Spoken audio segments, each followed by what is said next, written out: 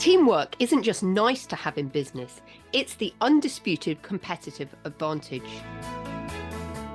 When your team members work as a unified force, your whole operation benefits through higher productivity, thriving creativity, and unstoppable momentum.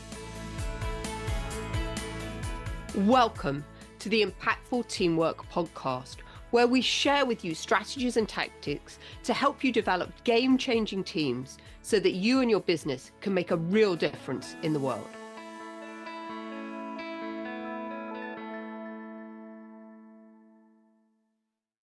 So everyone, how do you show up as a leader? We all know that the way that we're currently leading businesses is no longer fit for purpose, and we need a new model and we need to look to nature. So I'm so excited to invite another guest onto the podcast this week, Sheila Belanger. And Sheila is a transformational coach. She works a lot with energetics of business and includes, I'm very excited, a lot of ancient wisdom in her thinking as to how we can help change the paradigm of business. And obviously, as business is going to change, then we have to change as well as leaders. So that's going to be the topic this week on Impactful Teamwork. Sheila, welcome to the podcast. Really excited to have you here today.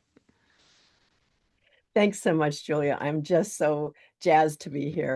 We've already had a little conversation. It's like, okay, let's go. Yeah.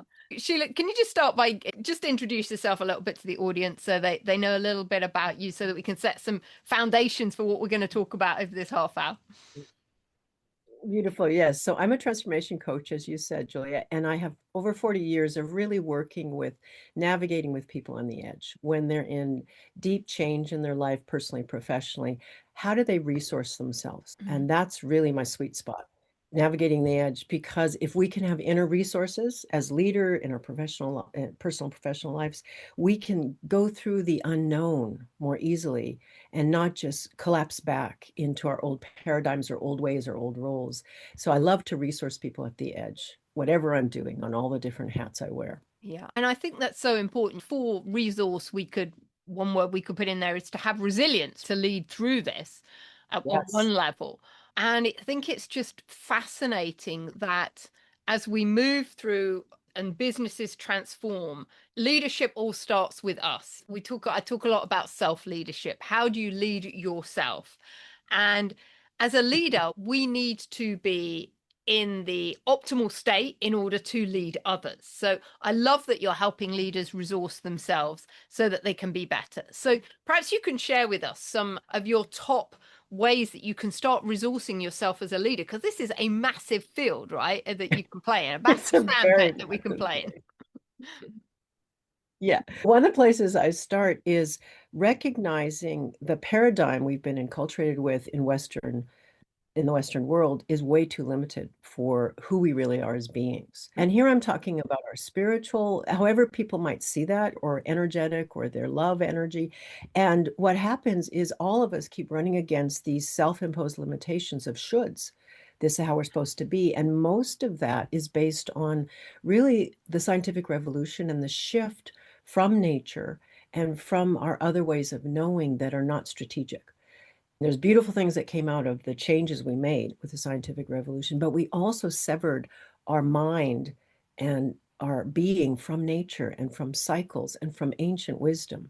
So one of the things I feel like leaders really can do and should do is activate other ways of knowing that are underneath their strategic mind. So things like, what does my heart tell me? Like emotional intelligence, but also body knowing. A good leader has gut instinct. Yeah. And how do they cultivate that? What's my body? What are the vibes you had in your energetic podcast? The vibe of the room. As a leader, what are the vibes I'm picking up? Let me listen to that wisdom.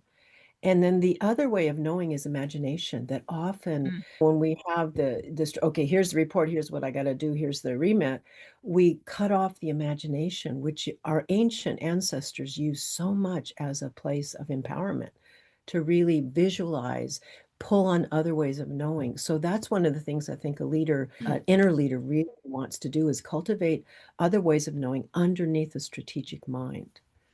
Wow. Yeah. And if you think about it, you shared three there: gut instinct, Heart wisdom, intelligence. And the emotional intelligence. Yeah. The emotional intelligence. And then the imagination, or, Imagination, what they gosh, yeah. imagine, Yeah. visualization. So perhaps let's just dive into each of those just briefly. So what would be, because we talk a lot in business about when people trust your intuition, trust your gut, listen to your heart, listen to your body, the somatic Right. experience. But it's one thing to say it, it's another to actually be able to do it. So, what would be some practical things that Yeah. listeners can implement to try and get in touch with these things? Because I think nowadays people are more open to it. Certainly since I left the corporate world in the last decade, a lot shifted around this whole area.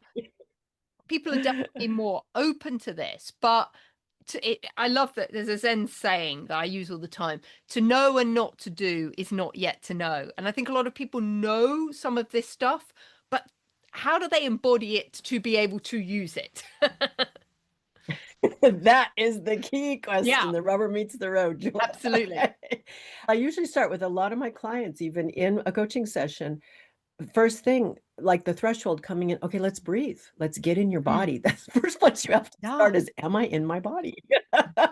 So Mm, really practical things like, say, before a meeting for a Zoom call, take half a minute and just breathe and feel your butt on the seat or standing, yeah. feel your feet on the ground. Take a moment in whatever way is right for a leader, connect to the earth. Mm, Some of them, we have the privilege of having a window and looking outside, maybe at a tree. But first of all, am I in my body? That's the mm, first question. Get in your body first, okay? Because then you're activating your instinctual knowing. It's like you're warming up your gut feeling to mhm, bring to whatever situation you're in as a leader. Second one is with the heart wisdom. It can be a little dicey because sometimes it can be rough and tumble with some political moves and leadership moves and so forth. So, in a person's own way, how do I gently touch into my heart in a way that I can live with, that it feels okay and is not too crazy in my organization? But really, sometimes it can just be like touch your heart for a moment. And that can be, you don't have to, no one has to mm. know what you're doing. Just take a breath, touch your heart. How am I feeling? It's like being good with yourself. Yeah, Because as you can get really upset, you can get triggered, all kinds of stuff can happen. But it's sure. just like, am I regulating with myself? Am I with my heart? And if the situation is supportive, like just listening gently, okay, what's my feeling right now? Or what's my emotional sense of the vibe of the Mm. room? So practical. And then with the imagination, you see this a lot with good leaders, like they'll look off in the distance, they'll pause. Oh, is take a minute to just let me take in what just happened. If I just fuzz my eyes, what am I seeing? Or sometimes what's really great with our imagination, a memory comes back unbidden, or a song comes in, Mm. which actually your wisdom is cueing you. Hey, I've got a message for you. And again, Julia, I am on the edge of woo. I know you said that in your other podcast. And woo can be really practical and Yeah. helpful. And so this is just a simple way. I hope it's helpful to say, here's a couple ways go Mm. to just try opening up your other ways of knowing, your more ancient way of knowing. Yeah, and it's so interesting that it sounds so obvious, doesn't it? How to breathe, think about your breath. And yet, I know nobody teaches us how to breathe, but actually, there are ways of breathing properly. And I have to confess here, folks, I have been on a breathing course, I remember, to learn because I actually recognize that I breathe and I'm very shallow. I only use probably about half Oh, my lungs, right? And I don't ever wow. get fully in, and it is so valuable as a way to activate the parasympathetic nervous system to just reduce stress and just get more grounded. And one of the great things about when I bring people out with the horses, Sheila, is that's one of the first exercises I get people to do because people are generally so in their head and that real crazy energy the horses just can't deal with. Yes. And it's also not safe because we get so in our head, we lose all periphery vision as to what's going on in the big picture. And Yep. if they're not careful, then somebody could get themselves into a problem because they're not seeing around what's going on. So it's always one thing I do get people to do is just get back in touch with their senses because we've become so visual and so in our minds that we've just got like blinkers on. Totally. I'm with your working with the horses. I love it because one of the things I remind my leaders is you're an animal also. Yeah. You forget that when we're walking around strategic mind focus.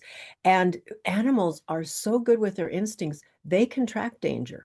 Mm. And because they're here in their bodies, it's like, what's going on? So you're talking about with them, your leaders with the horses, but also as we know in the boardroom or in the meetings, there's danger sometimes. And if you've got more of that animal instinctual energy activated in you, it's a huge resource because you can kind of sense, I got to watch out for this. And I don't mean being in fear-based, but it's this deep instinctive wisdom that comes from our animal bodies that often we've been severed from again because of our conditioning.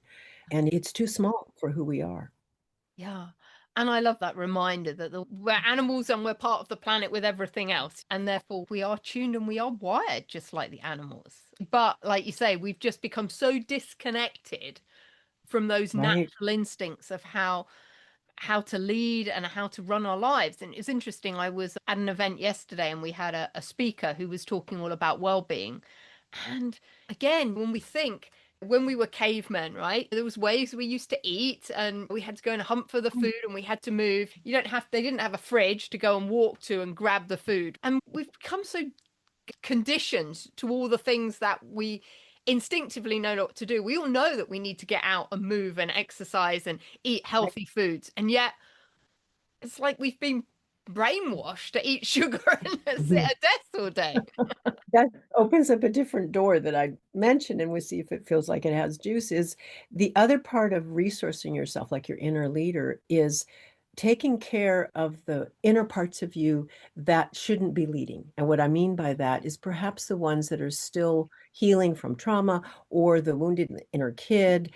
And they're all part of us. And I do have a strong depth psychology background, but I don't want to go, it's not necessarily let's be psychological, it's recognizing good stewardship like the ecosystem. I love how you use that metaphor with your people. It's like our we are an ecosystem. Yeah. And we have all kinds of weather and moods and landscapes and inner figures. And some of them should not have the keys to the car as a leader. Okay. And so part of the inner resourcing is I say to my clients, who's got the keys to the car right now? Okay. Who's driving the bus? And so part of the resiliency is have I activated ways to track myself, first of all? Is my pissed off rebel up and trying to run the show? Is my wounded child up? And not, okay, what can I do to calm them down, tuck them in, and let the elder of me, the leader of me, the one who's following north, really be the one leading? And that's different ways that people can do that. Some people go the route of therapy and different personal growth activities, but essentially, I bring it to my clients to recognize you also have to track yourself. Who of you in the ecosystem is leading right now? Without any self-judgment, but get who's got those keys. And if it's not somebody who should be driving, get those keys back. Okay. I love that. I love that analogy because we do forget, yeah, we forget that we're made up of multiple people effectively. And yeah, and who's leading? And is it the right person leading at the right time? We talk a lot on the podcast about comprising a team of the right people Right. in the right time. But I'd never really thought about it as an individual is made up of lots of different people that you got to have the right person leading at the right time. Yes. Your And inner team. yeah, I love the analogy. Yeah, you can get it all set up in your outer team, but what's happening with the inner team, team. right? Yeah. And I know in an afternoon about this time, my inner child comes out. I want chocolate. I want chocolate. I know afternoons aren't greatly productive for me because I have this internal battle going on about how much sugar do I need, right? My inner child. Yeah. That's really And the beauty of it is just like in a good leadership team, how do you lead from the strengths? How do you resource your people so their strengths come forward? Totally parallel with inner work as an inner leader. yeah. Who are those ones in me that need chocolate or need time out or whatever they need so that the whole inner team can be effective and resilient and empowered? Wow. Oh, this is so fascinating. I love this. So we were talking as well a little bit before we came on air about elements and personal growth, and you were talking about people have different elements that lead as well, related to what we're talking about here about the different personas. Yeah. So let's just delve into a little bit about that. Perhaps you can share with us a bit more about how you see elements working within people. Yeah, thank you. And again, Julia, I love the resonance we have of nature-based and elemental. You did Mm, that whole podcast on the five elements. And so I'm using a slightly different system yeah. and really looking at it's the elemental spirals for me and the way I work with my people is what is really your edge right now? What's your archetypal edge elementally? So I put the different elements with different seasons in the main work. So if Right. I start with earth, I have that connected to summer. I call it rooting in the sacred, root in the sacred. And sacred is whatever a person would Hmm. identify. But basically, are you grounded? Are you knowing you belong to Mother Earth? Are you in your body? And Hmm. how do you root into that which feeds you and nourishes you? Like summer, right? Everything is full of life. And then moving to autumn, I put the water element there. And I call it reclaim your inner sovereignty. And this to me is the season when you're really doing deep emotional work appropriately, because we're Yeah. talking about leadership in business. But essentially, what do you need emotionally so that you're in your sovereignty? And what are the old narratives, the old patterns, the old conditioning, professionally, personally, that are too small that you need to wash away? You need to release. Hmm. Just let that go. And then in the air element, I put with winter, and I call that navigate the edge, where you really are more in that place of wisdom, of recognizing the big picture and saying, okay, what needs to happen here? So me, my team, inner team, outer team can navigate the deep changes we're in right now. So it's really recognizing with frameworks and capacity and resiliency, how do I do that? And then fire, I put in spring because, and I call it alchemize the old. And it's that when spring comes, everything's back with life and it's bursting forth and it's fiery. And this sense of, okay, there's old stuff that needs to burn. Mm. The alchemize, I need to take that dross, I need to take the old stuff and metabolize it so that I get this renewal, this like Hmm. phoenix energy coming. And then the fifth element, ether, is in all of them. And it's really about embodying the change and being Right. in this strong, resilient leadership. So it's a model, a map, because it's just a map. I really help people say, not to limit them, but where am I? What elemental energy Hmm. am I really in right now? And how could I lean in and support myself in my personal growth, in my inner leadership around that particular element or that particular season? And as usually, there's so many maps that are Yeah. available and use one that works, but recognize it's still just a map. Yeah. Yeah, it's just giving a direction and a framework. And in your perspective, can people be in multiple seasons at the same time? Or yeah. Absolutely. Yeah. And what often happens, I don't try to pin it down with a client. What I find is if I'm coaching especially or I'm facilitating, there'll be a sense of this is Mm. the strong one. This is the one that's really working me or I'm working with Hmm. strongly. Absolutely, because we're not linear beings. That's the whole thing. Both of us being nature-based, it's cyclic, people. Yeah, yeah. It ain't A to B to C, people. No. So yeah. Yeah, and what and when you think about the whole world, what's so interesting, isn't it? It collectively across the whole world, you've got winter happening in different winters happening and springs happening somewhere else, and we've got all Right, the right, seasons happening right, simultaneously globally as the collective right. with it, but within one country, aka one person. There's probably mainly in one until you go into the transition. Oh wow, that's Yeah. really, I'd never thought about people in seasons, but it makes so more sense. And you were talking there at the beginning about working on the edge with people. So that's typically people in that kind of autumn winter then season when we're thinking about the next chapter, or not necessarily, or does that not necessarily Actually, tie any together? no, for me, I don't see it as more the edge is really, for me, the definition is your old life is over in some way and you know it, right? Personally, professionally, old roles, old identities. And the juiciness about the edge, Julia, is we don't know who we are.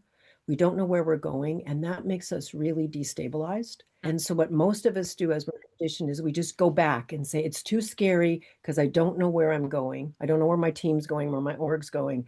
And so I'm just going to fall back to the old way. Typically, things like this marriage is good enough, this job is good enough, right? And yet we're stifling that deeper soul calling for change. So when a person is the old ones used to call it the betwixt and between place, don't know who I am, I'm not that anymore. I don't know where I'm going. And how do you bear the tension of the not knowing to follow what your soul is calling you, your mission or your vision is calling you? And edge work is collective right now because we really collectively, where are we going? We're not who we were, or we're seeing examples of who we were and going, this is too small for our world and our people. And so to me, we can be at any time in our life, personally, professionally, on the edge, but particularly leaders right now, because we know things are changing so fast. The old paradigms are done. And how to resource a leader to edge walk personally and professionally to say, we don't quite know, but we're going here and let's bring our resources together and let's go find out, that kind of thing. Yeah, and I so resonate with everything that you're saying, given where I am personally right now.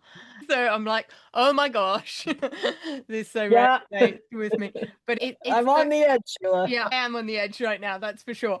Uh, and it's interesting about how do you navigate that because you know that you're on that edge, and as leaders, we know that we need to change and do something differently. But like you say, it's scary. We don't want to step into that.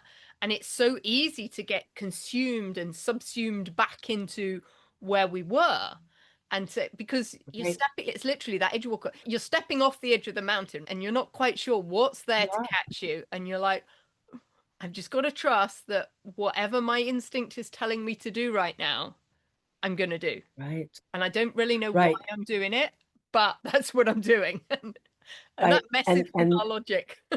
Sorry. yeah, and that's no, that's great, Julie, because that comes back to what you and I talked about, which is how the inner teamwork is, how do I resource myself so I can bear the unknown? Mm, And this is, yes, absolutely, you have to resource your team. So all your team as much as possible. Can we make this turn? Can we pivot? Can we go forward?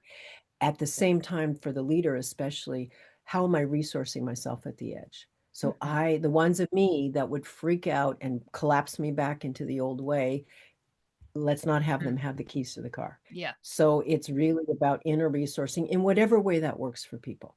Like for some, it's certain kind of personal growth issues. Others, it's good diet, good exercise, get out and have a walk with the dogs, right? Everyone has their own way of inner resourcing, and it's really essential now. And I think for modern leaders, you have to, because we're in such a huge collective edge, it's not going away. So how to be resourced for these times? Yeah, and I think for leaders, it's leaders feeling that they have permission to go and resource themselves, right? Because we're so Yes, busy and I've got to get this deadline, I've got to do this and I've got to do that. And that taking time for self feels a little bit self-indulgent, and yet it's right. the best thing we can do for everyone around us, for our team members, for our family members, for our relationships and everything else. But it's such a kind of juxtaposition of doing this with this. I'm laughing, Julie, because two things immediately come to mind. Do you do maintenance on your car if you have a car? You know what happens if you don't change the oil. Yeah. It's like, what happens, right? The car stops in the middle of the motorway because you haven't, it's a hello, maintain the engine, okay, type of thing. But also, it comes back to coaching. I can't tell you how many leaders, particularly C-suite, some of the ones I've worked with, is sometimes that hour with coaching is breathing time. Yeah. They finally have a space where they can just slow down and have a good professional witness support them and hold space for them to catch up with themselves. Sometimes as a coach, that is the most important thing you're offering your Yeah.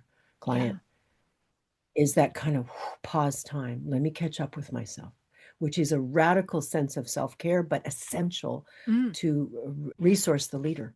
Yeah. Because we just look at the statistics about the number of people, particularly in the US, that don't take all of their vacation time. We see it more, and companies actually now paying people to make sure they take their vacation time, right? Because we know the importance of people having to step away and rest and recuperate. Right. Most people probably listening to this podcast can relate. The minute that we get away, we just, but then we're still picking up this phone and working on our holiday, and we never Yes. really Yes. disconnecting from what's going Right. on. Right. And I always love the analogy I always use with clients. It's this put your own oxygen mask on first. If your business is the plane and it's it's going through some tough times and some turbulence, you need to get your own oxygen mask on first so you can help your team and all your stakeholders and everyone else around you. And if you're not in the best optimal shape to do, yeah, we're just not serving people in the best way we could. Absolutely. I'm really reflecting on this very hard, but given this, the speaker I was listening to yesterday at a conference I was at, where we were just talking about what's the people's biological age versus their actual age, and how what we see on the outside isn't necessarily what's going on in the inside. And I remember about, oh God, I don't know if I should share this. Oh, I will. I remember about 12 years ago, I did a whole load of tests when I was living in the US, and my biological age 12 years ago was 101, which showed how bad my internal systems were. And I did a lot of work back then to reset the baseline. And I'm a bit scared to even look at it now, because this is what this speaker was talking about, to actually figure out what your actual energy and vitality is like. And this is the biggest gift we can give people, is our energy and vitality. And we can only do that when we're present and grounded and in the room and really paying attention to what's going on and really seeing, so that we can help support and guide and give some stability to the people around us, right? If we're a rocking, sinking ship, you can't provide that buoyancy to anyone else around you. So it's so important. Wow.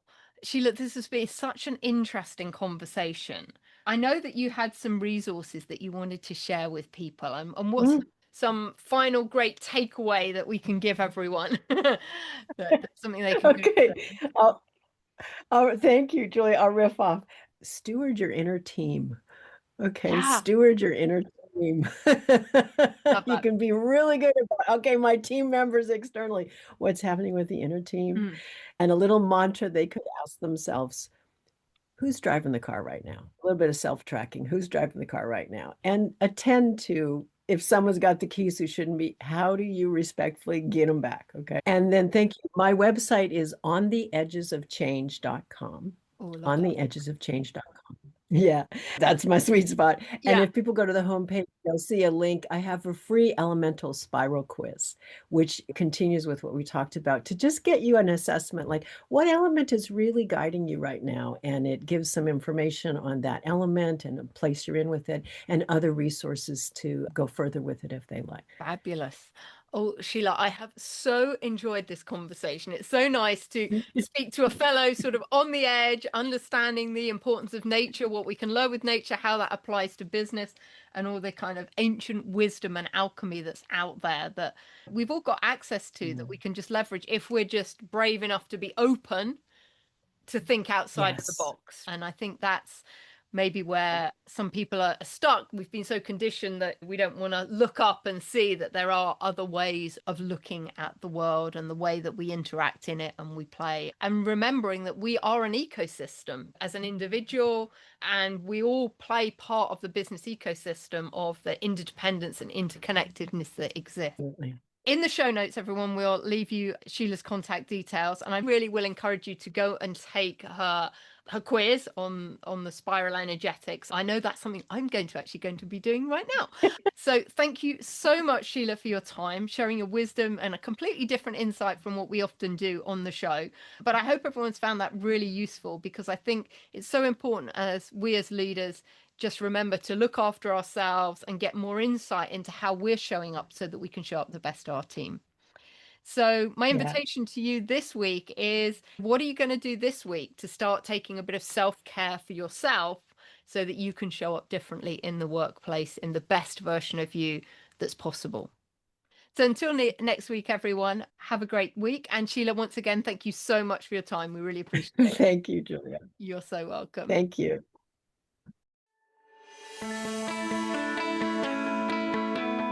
Thanks for listening to the Impactful Teamwork Podcast.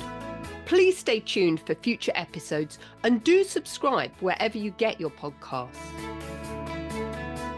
If you've enjoyed this episode, please leave a rating on your favorite platform. Recommendations are essential for attracting new listeners. Please follow us on social media at Julia Felton and at Business Horsepower. And if there are any topics you'd like us to cover on future episodes, please do let me know. Remember, you and your team are always making an impact. What impact will you make today?